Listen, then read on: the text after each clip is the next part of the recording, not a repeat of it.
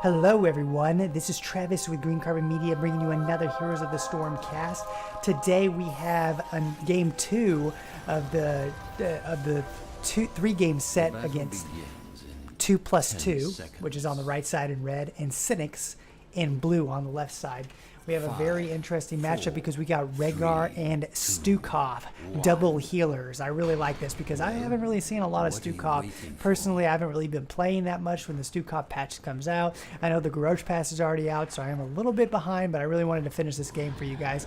The blue team, you know, they got that mouth in that Tassadar, so, you know, they got that heal over time plus the shields. Really gonna focus in on that. You can tell I'm a healer, guys. I really like the healing class, and I really like to focus in on that. And I'm really loving the double healer meta coming in nowadays. So the blue team is definitely going to want to watch out for that Stitches hook. Obviously, we do have a few characters that are able to escape. We got Dimensional Stiff, we got Dwarf Toss, we got Greymane's Disengage, and we got False Styles Barrel Roll. So everyone's able to escape in some form or fashion.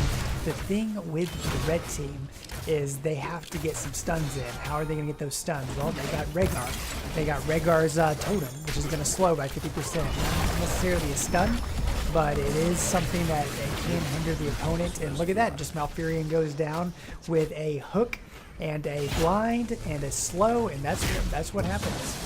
So even Stukov has his own slow with his attack. See, guys, I haven't played Stukov, so it's hard for me to really say exactly what his abilities are. I know that when he puts that purple goo on you and he does that bio kill switch, it slows you and does a little bit of damage, so I can't speak to that. So the red team's gonna be just terrorizing this wall here, trying to get that wall down, while Falstead is wanting up the Rhaegar over here. He's always going to be on that mountain. He's always going to be just destroying that Rhaegar. So Murda's going to Dwarf Toss in, do a little Thunderclap, and it looks like Stukov is getting low, and he will be able to walk away. Greymane is getting low as well, and he is down. That Cassia, she is carrying it up. 2+2 is really going after Sinix here. Looks like Malfurion is going for the drink fountain, and Stukov is doing a lot of damage on the other side of the wall. The Great Wall of China is not holding up here, guys. It looks like Stukov is able to just lob his pathogens over the wall and hit Murd. And Tassadar is fighting Chin in the middle lane. It looks like Stitches is going to come and assist Chin. Make sure his boy isn't hurting too much. Chin's going to rotate and take out that Falstad. Remember, Falstad's got that global, so he can stay down in the south lane for a really long time. He doesn't have to worry about, he can soak a few waves, but Chin, that's the problem with Chin. He has to stay down there. If this tribute comes up and he's not rotating up right now, he might as well just stay down there and soak that experience. But it looks like he is going to try to rotate up.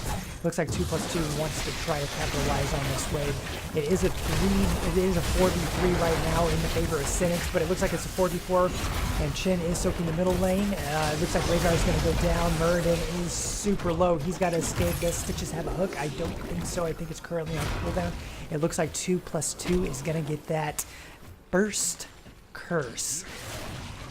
And it looks like 2+2 has just pushed Sinix back into that northern keep. They are going to try to rotate down, and they're going to try to push with their minion camp up here in the northern lane, try to get as much value as they can with that. It's going to be taken down pretty easily. It seems like they might want to rotate down and get that Chin gank. I mean, Greymane was already doing some hefty damage on him. Chin's probably down there brewing it up. Let's take a look. There he goes. Boom. I wish we could have seen that in action. It looks like Murden, Tassadar, and Greymane capitalized on that Chin kill. It looks like 2+2. The red team is pushing that northern camp pretty well, but Falstad is doing a great job down south. Can Stitches hold them back? I think he can. Stitches is pretty tanky, and he's able to self-heal himself.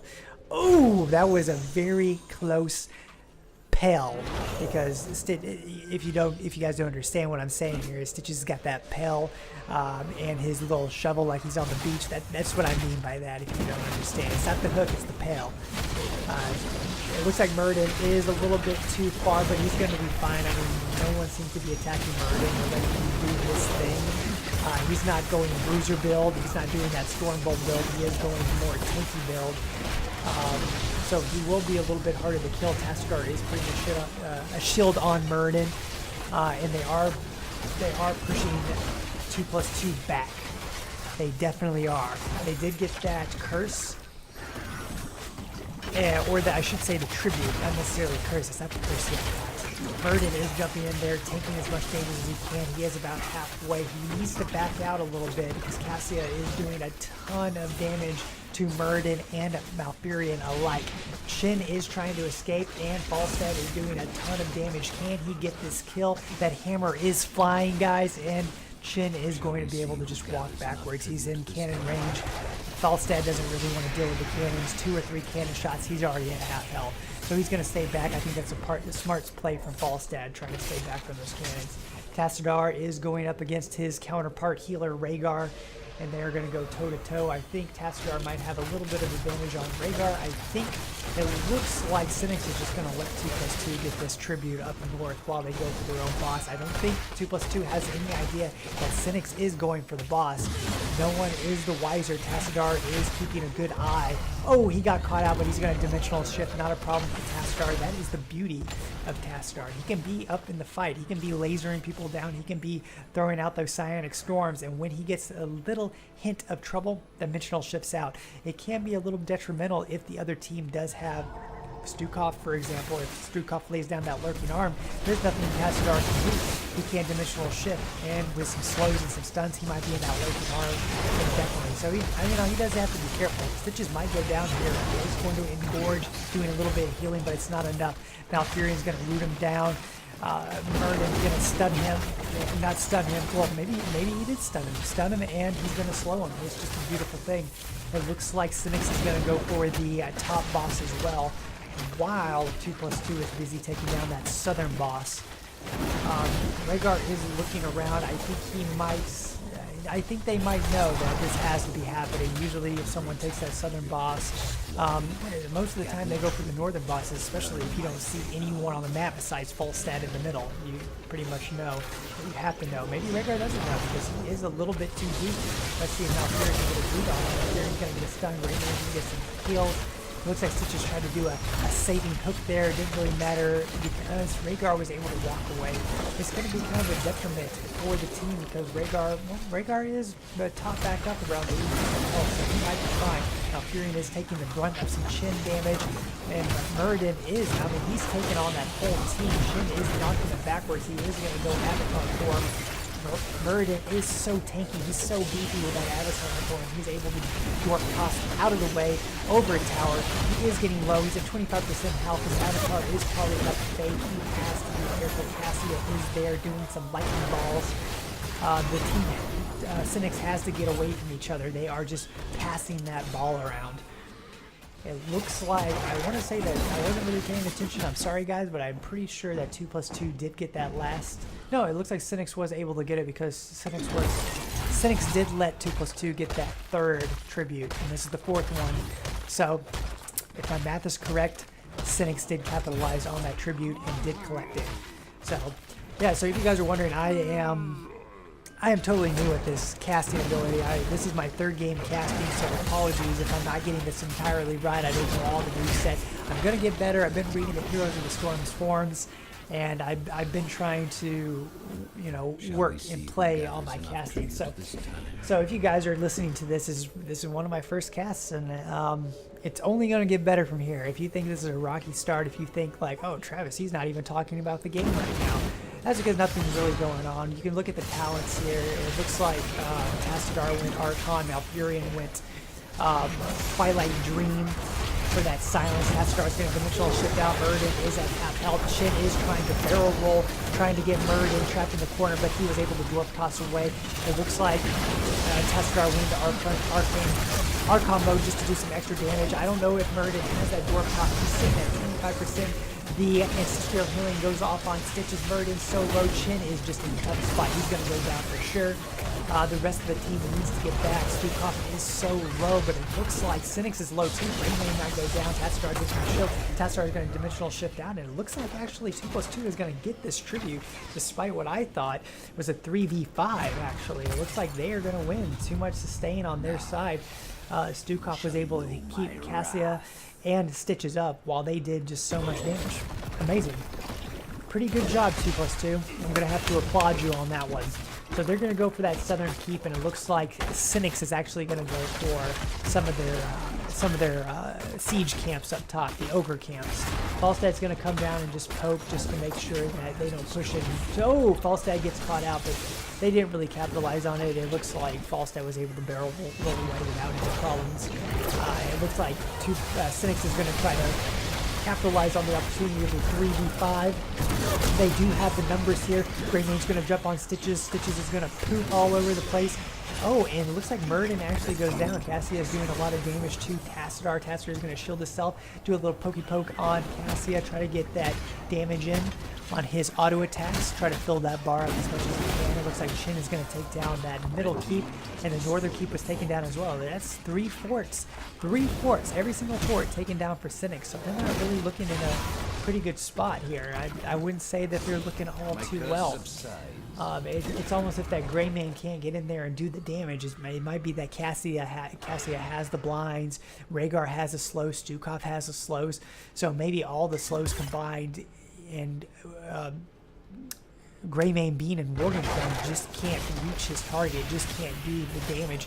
Even with his claw swipe, he's not able to reach his target. So you might want to consider going into some kind of speed mode. Like, I know there's a talent that Greymane has that's able to increase his speed when he gets into Worgen form, but I'm not sure if it's really worth it, especially sliming through Stitch's slime or Rhaegar totem.